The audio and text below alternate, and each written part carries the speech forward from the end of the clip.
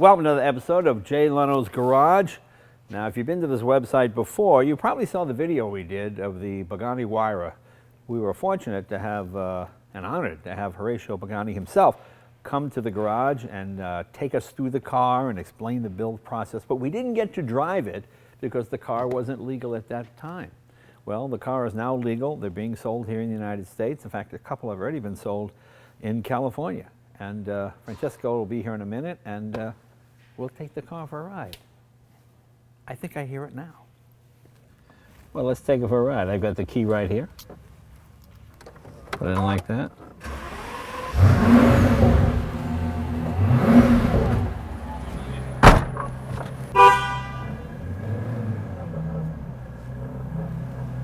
As you can see, the car's got a nice lift system, which picks the front end up off the road there so you don't scrape the carbon fiber. Believe me, you don't want to scrape the carbon fiber.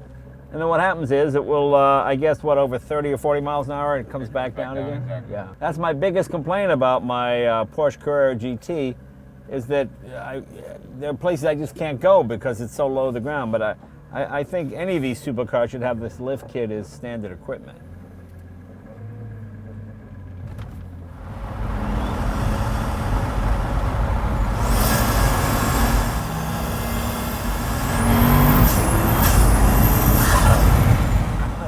The wastegates are hilarious.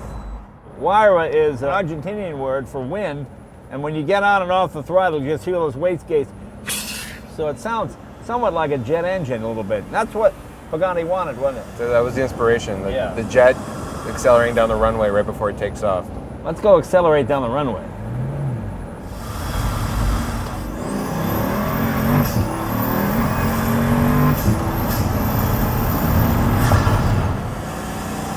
Hey, see you later. It pulls very nicely, doesn't it?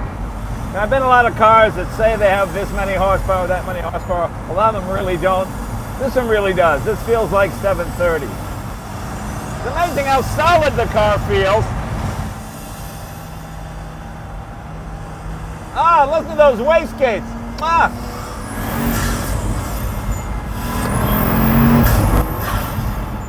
You could get in a lot of trouble with this car.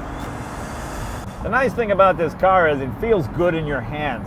It's very tactile. You know, there are some supercars you drive, you just don't feel the connection with the road. I mean, the ultimate expression of that, of course, is the Gordon Murray F1 McLaren. And this is very much that way, too. Everything is nicely weighted. It's comfortable.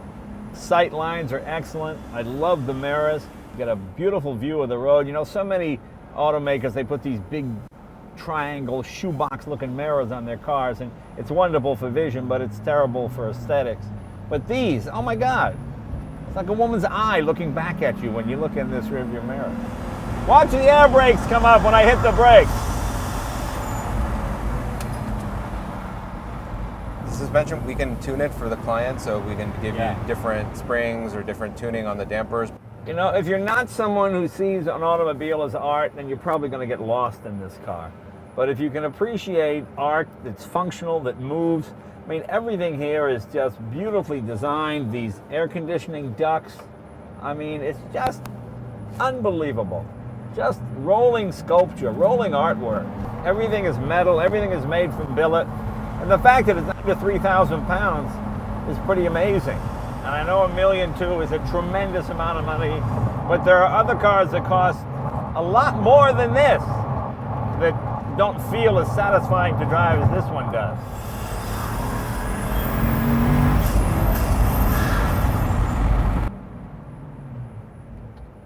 What a wonderful driving experience it is. You know, I really can't tell the difference between Kobe beef and like really American sirloin. And like I said, wine, I'm lost. But boy, you can really feel it in this automobile. I mean, if you enjoy driving, this is the ultimate driving experience. You know, there are a lot of other supercars that don't have this sort of visceral exchange, I guess you'd say. I mean, you get in it and it's really an experience. Boy, it's nicely done. Let's take it up on the freeway and see how she cruises.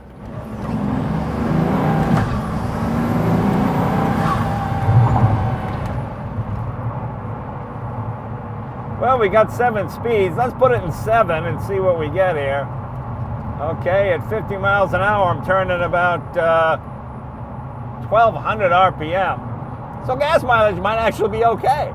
But you know, at this speed and in this gear, it rides like a big C-Class Mercedes. And you can shift either using the paddles or use the stick. And downshift to forward. I'm kind of old school. I like the stick.